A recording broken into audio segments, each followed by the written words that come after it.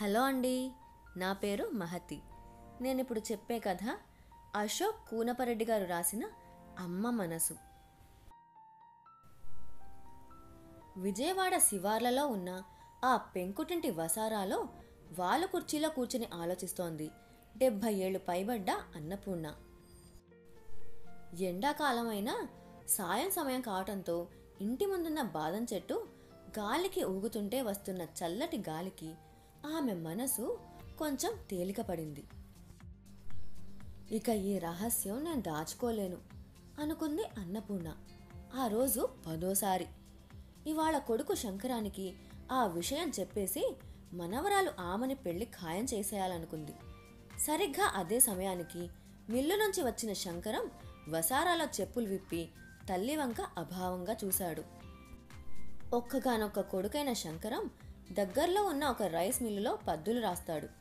అతని చాలని జీతంతో కోడలు శారద ఎంతో నేర్పుగా ఓర్పుగా ఆ కుటుంబాన్ని నెట్టుకొస్తోంది. నిన్న వచ్చిన సంబంధం వాళ్ళు ఫోన్ చేశారా?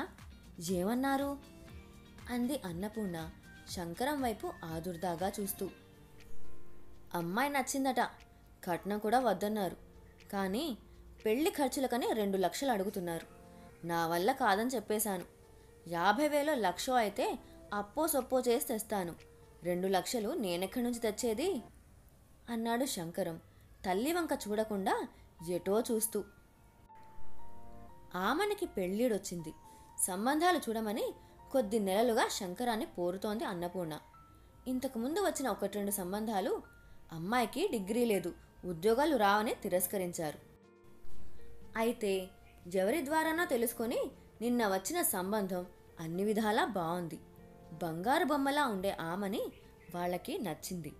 అబ్బాయి బాగున్నాడు, బుద్ధిమంతుడు. ఈ సంబంధం ఎలాగైనా ఖాయం చేయాలనుకుంది అన్నపూర్ణ. భర్త శేషయ్య బతికినన్నాళ్లు తాగుడికి బానిసై ఉన్న కొద్దిపాటి ఆస్తిని ఆమె ఒంటి మీదున్న నగలతో సహా ఆ వ్యసనానికి తగలేశాడు. మరేం పర్లేదు, రేపు వాళ్ళకి ఫోన్ చేసి సంబంధం ఖాయం చేసుకుందామని చెప్పు. 2 రోజుల్లో వచ్చి ముహూర్తాలు పెట్టుకోమను అంది అన్నపూర్ణ కొడుకు కళ్ళలోకి చూస్తూ. శంకరం కొంచెం ఆశ్చర్యంగానూ మరికొంచెం కోపంగానూ తల్లి వంక చూశాడు. అంతలోనే తోక తొక్కిన తాచులా ఆమె మీదకు లేచాడు. నీకేమన్నా పిచ్చి పట్టిందా?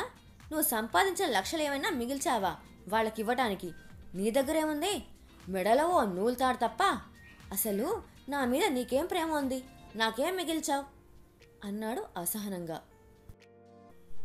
నిజానికి శంకరానికి తల్లంటే అమితమైన ప్రేమ గౌరవం ఉన్నాయి. కానీ పేదరికం, భవిష్యత్తు మీద భయం మనిషిలోని విచక్షణను చంపేస్తాయి.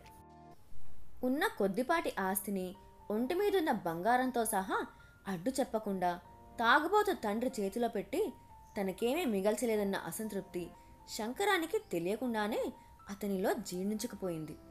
ఆఖరికి ఆమె కష్టపడి కుట్లు అల్లికల ద్వారా సంపాదించిన డబ్బుని కూడా భర్త వ్యసనానికి తగలేసిందన్న బాధ తరచూ వేధిస్తుండేది. డబ్బుకి కొంచెం కష్టం వచ్చినప్పుడల్లా ఆ అసహనం ఇంకా పెరిగిపోయేది శంకరానికి. అది గుర్తొచ్చినప్పుడల్లా నాకేం మిగిల్చావు అంటూ పదే తల్లిని దెప్పి పొడుస్తుంటాడు. ఓరే శంకరం, అలా అనకురా. నీ మీద ప్రేమ లేదని, నీకేమీ మిగల్చలేదని అనుకోవద్దురా. ప్రతి క్షణం నువ్వు పీల్చే గాలి, నిన్ను బతికించే గాలి నీకు కనపడదురా. మనం నమ్ముకున్న దుర్గమ్మ మనకు ఏనాడు కనిపించలేదురా. కానీ ఆ తల్లి చూపిన కరుణ వల్ల మనం బాగానే ఉన్నాం. అటువంటిదేరా తల్లి ప్రేమ. నా దగ్గరున్నది నీకు కనపడనిది అంటున్న అన్నపూర్ణమ్మకి దగ్గు తెర వచ్చి ఇక మాట్లాడలేకపోయింది. నా మీద ప్రేమ? ఒకసారి సంబంధం కుదిరితే ఎలాగోలా డబ్బులు తెస్తాళ్లే అనుకుంటున్నావేమో. అది జరిగే పని కాదు. ఈ సంబంధం చేయటం నా వల్ల కాదు అని అరుస్తూ విసురుగా ఇంట్లోకి వెళ్ళి ముసుగు తన్ని పడుకుండిపోయాడు శంకరం. కొడుకు మాటలు విన్న అన్నపూర్ణ మనసు బాధగా మూలిగింది. కొడుకుని ప్రేమించలేని తల్లి ఈ లోకంలో ఉంటుందా? కొడుకు కోసం తన జీవితాంతం ఎంత కష్టపడింది. వ్యసనపరుడైన భర్త కుటుంబాన్ని వదిలేస్తే ఆ కుటుంబానికి తానే పెద్ద దిక్కైంది. తల్లి నేర్పిన అల్లికలు కుట్టు పనులతో రాత్రింబవళ్ళు కష్టపడి అవసరమైతే పస్తులుండి కొడుకు పరీక్ష ఫీజులు కట్టింది. ఒక యజ్ఞంలా భావించి వాడిని డిగ్రీ చదివించి వాడినొక ఇంటివాడిని చేసింది. నిజమే, భర్త వ్యసనానికి బానిసై డబ్బు అడిగినప్పుడల్లా కాదనలేకపోయింది. అది ప్రేమ, భయమా, నిరాసక్తత లేక చేతకానితనమా? ఏమో, తనకే తెలియదు. అయినా కొడుకు అలా అంటాడే గాని తనంటే వాడికెంతో ప్రేమ. తనకి ఒంట్లో చిన్న నలత చేస్తే విలవిలలాడిపోతాడే.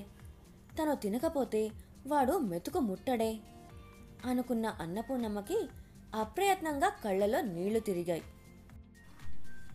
ఆ కన్నీటి పొరల్లో పేదరికంలో కుంగిపోయిన కొడుకు కోడలు, నైరాస్యం నిండిపోయిన మనవరాలు లీలగా స్ఫురించి ఆమె గుండెలు ఎవరో పిండుతున్నట్లు అనిపించింది. తెల్లారి శంకరం ఇల్లుకెళ్ళేటప్పుడు ఆ విషయం చెప్పేస్తాను అనుకుంది అన్నపూర్ణ. అసలు సంవత్సరం క్రితం భర్త శేషయ్య పోయినప్పటి నుంచి ఆ విషయం కొడుకు చెప్పి శంకరాన్ని కొంచెం సమాధానపరుద్దామని చూస్తూనే ఉంది. కానీ ఆమెని పెళ్లి సమయానికి చెబితే బాగుంటుందని అలా వదిలేసింది. ఇప్పుడు ఆ సమయం వచ్చింది. పొద్దున్నే ఆ విషయం వాడికి చెప్పేసి నా బరువు దించేసుకుంటాను అనుకుంది అన్నపూర్ణమ్మ మళ్ళీ. మర్నాడు పొద్దున శంకరం మిల్లుకెళుతూ వసారాలో చెప్పులు తొడుక్కుని తల్లివైపు చూస్తూ వెళ్ళొస్తానమ్మా అన్నాడు ఎప్పట్లానే. వెళ్ళేటప్పుడు దుర్గమ్మకి నమస్కరించి వెళ్ళు బాబు, నువ్వు అనుకున్నది జరుగుతుంది. అలాగే వాళ్ళకి ఫోన్ చేసి సంబంధం ఖాయం చేసుకుంటున్నామని చెప్పు. ఇక కట్నం సంగతి అంటావా, ఆ విషయం నాకొదిలే అంటుండగానే దగ్గు తెరవచ్చి ఆమె మాటలు మింగేసింది. కొంచెం సర్దుకుని అన్నపూర్ణమ్మ మళ్ళీ ఏదో చెప్పబోయేంతలోనే శంకరం అందుకున్నాడు. పుట్టి బుద్ధెరిగిన దగ్గర నుంచి ఆ తల్లికి దండం పెట్టుకుంటూనే ఉన్నాను. ఆ తల్లి మాత్రం నాకేమిచ్చింది? సరే, అలాగే పెట్టుకుంటాలే, కానీ ఆ సంబంధం మాత్రం ఖాయం చేయటం కుదరదు అంటూ చిరాకుగా మొహం పెట్టుకొని పెద్ద పెద్ద అంగలేసుకుంటూ వీధులకు వెళ్ళిపోయాడు. అది కాదురా శంకరం, ఇలా రా, నీకో మాట చెప్పాలి అని నీరసంగా ఆయాసపడుతూ అంటున్న అన్నపూర్ణమ్మ మాటలు గాలిలో కలిసిపోయాయి. బతుకు భారంతో వంగిపోయిన చెట్టులా దూరంగా వెళుతున్న శంకరాన్ని చూసి అన్నపూర్ణమ్మ గుండె తరుక్కుపోయింది. ఆమె కళ్ళల్లో నీళ్లు ధారలు కట్టాయి. అంతలోనే సర్దుకొని, అయినా ఇంకెంతసేపు, సాయంత్రం వాడు రాగానే ఆ విషయం కాస్తా చెప్పేస్తే వాడి కష్టాలు తీరిపోతాయి. డబ్బుకి కష్టం వచ్చినప్పుడు అలా మాట్లాడతాడు గాని వాడి మనసు వెన్న, పిచ్చినాగన్న అనుకుంది. అంతలోనే గుండెల్లో కొంచెం మంటగా అనిపిస్తే గుండె మీద చేత్తో రాసుకుంటూ అలసిపోయిన శరీరానికి మనసుకి కొంచెం విశ్రాంతి కోసం వాళ్ళ కుర్చీలో బాగా వెనక్కి వాలి కళ్ళు మూసుకుంది అన్నపూర్ణమ్మ.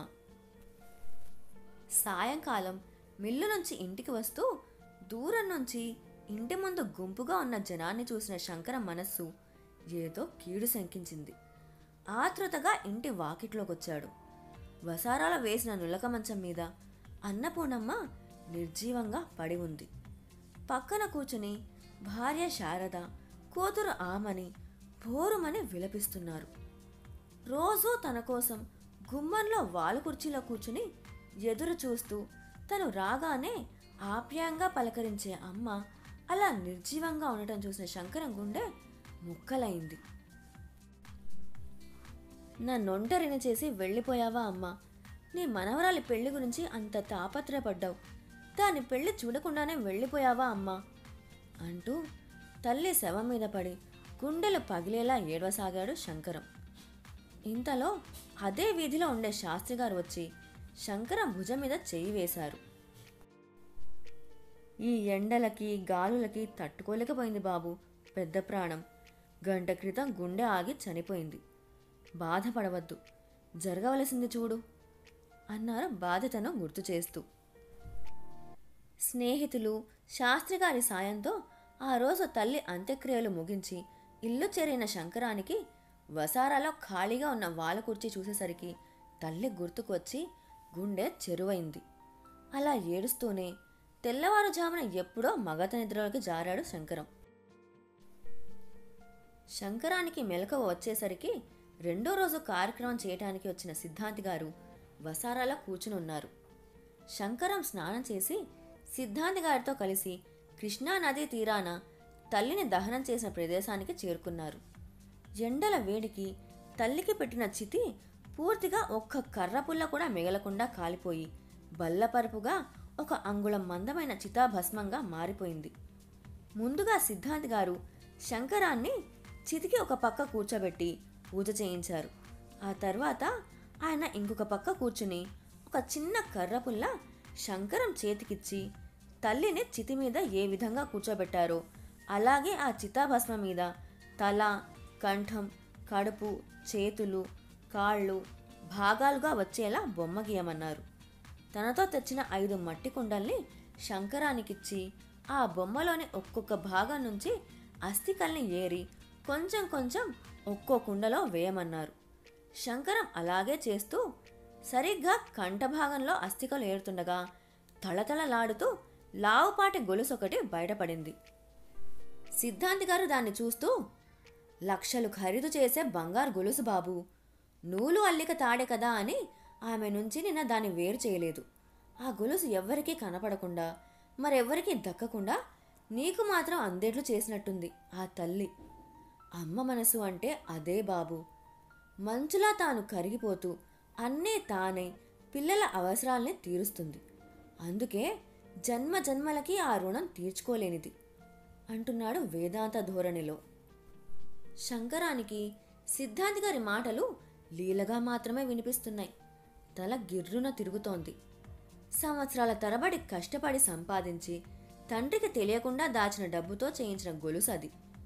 ఎప్పుడూ మత్తులో జోగుతుండే భర్త కంటపడకుండా ఆ బంగారు గొలుసుకి ఎంతో చాకచక్యంగా కవచంలా దారంతో అల్లిక చేసింది అన్నపూర్ణమ్మ.